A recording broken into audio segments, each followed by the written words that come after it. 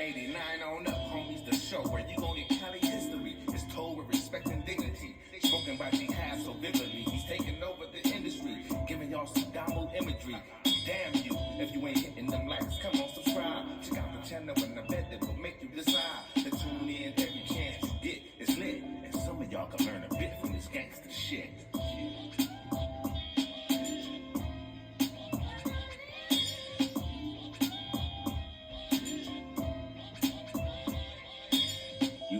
YouTube, what it do, loved ones? You know the motto, if you can, after the story, go over there, hit us with a like, which is a thumbs up, and that'll let us know we kicking our stuff.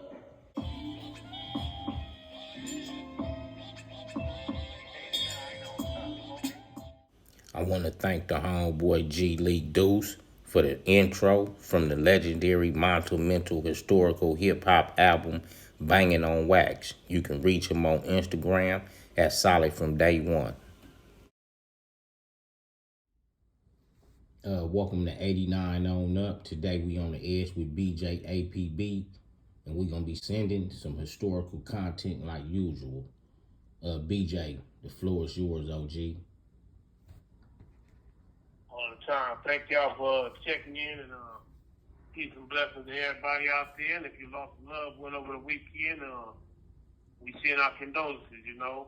As always, we try to make things better by coming with these stories and hopefully ease the mind, or maybe something you just went through and we help you decide what decision you need to make. Either way it go, I hope you like it. And I'm going to apologize now for offending anybody by this story, because I don't mean to offend nobody. It's history. I'm just retelling the story that happened. This story is part 2 of the story that I told last time about Crips that antagonized me, that was my tormentors in my time of doing time. This story is about Slick from Main Street. Now, I don't know which Slick he is because we didn't get to talk. I just knew the name because that was the name he introduced himself as. This guy was about, in 93, he was like, I'm going to say 5'5", 5'6". Had a nice little afro at the top. It was starting to recede at the top.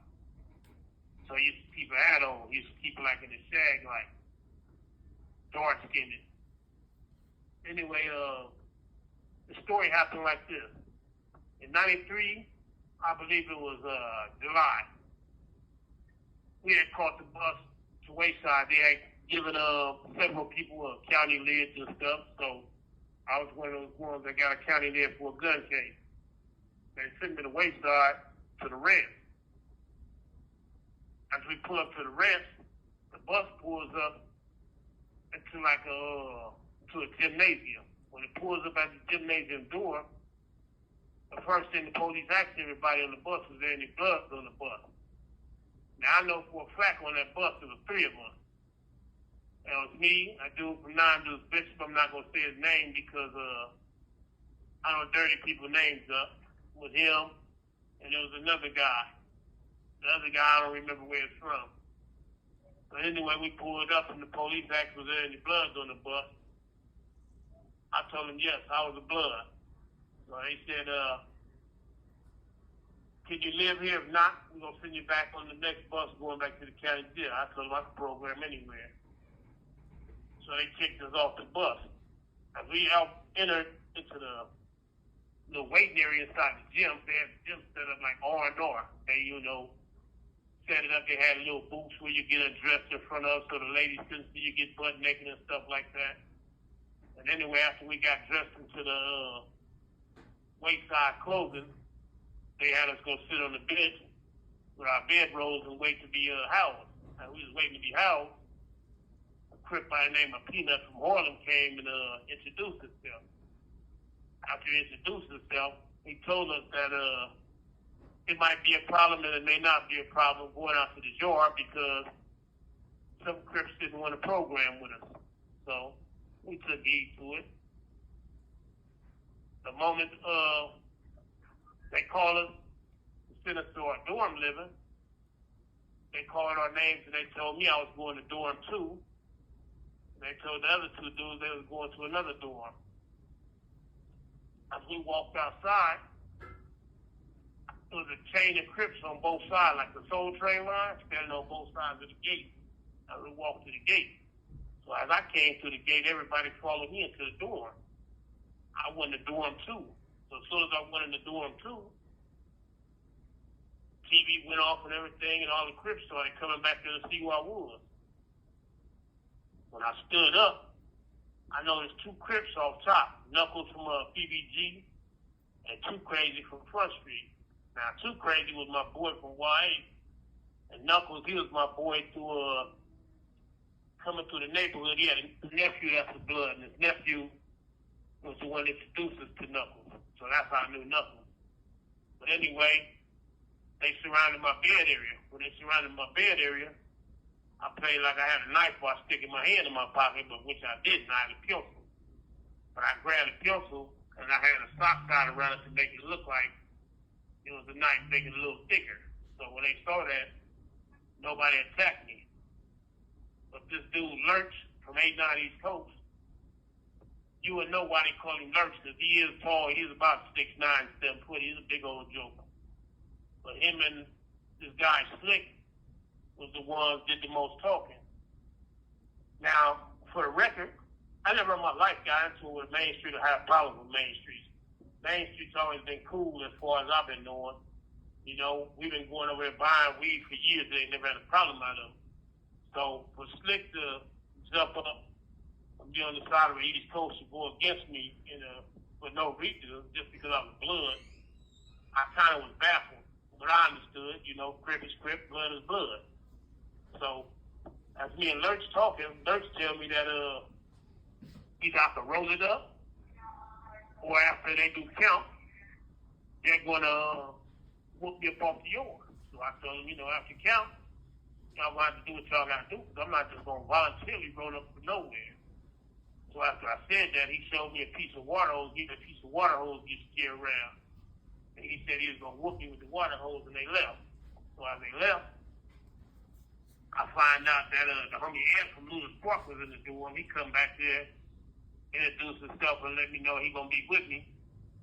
And then there was a Crip by the name of Sip Dog from Grape Street. Sip Dog let it be known that no Crips was gonna rush me, period, unless they gave us a head up. He was like, we're not gonna be doing no packing out up in our dorm. So as Sip Dog went back and forth with Lurch and Slick, the beef ended up getting squashed, and the next day I find out that it's just as many Bloods there as it is Crips there. So now I got a vendetta. And my vendetta was because them 2 dudes tried to punk me in front of everybody, make me roll it up, when actually it's a gang of Bloods there, and they were just messing with me to try to get me to get on. So once I found this out, I started walking around the institution causing havoc, trying to get them to give me a fade, but it never happened. So what ended up happening was these posters ended up setting it up where a bunch of us took fade. But me and Lurch never got taken fade. We was never together at the same time in the same place. So what ended up happening was I ended up taking a fade with Slick.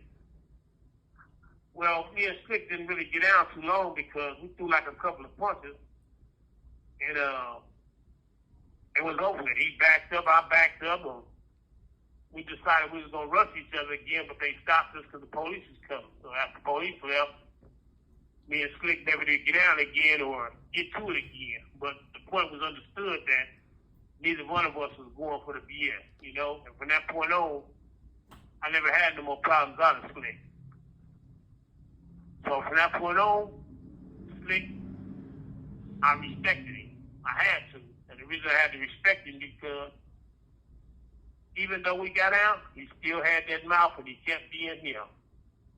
So there's no saying he was a punk or he just was a big mouth. That just a Slick MO. You know what I mean? Shout out to Slick. I tip my hat off to him. Thank you, bro, for the tormenting, because if you would have never tormented me, I probably would have never became the man I am now. So I appreciate everything you've done for me. And if you living, I ain't blessings to you, brother. You know what I mean? If you're not, hey, man, may he rest in peace. Shout out to his family. I don't mean no harm by telling that story. With that said, Y'all on the edge with BJ, 89 on up. Peace and blessings to all of y'all. Thank y'all for tuning in.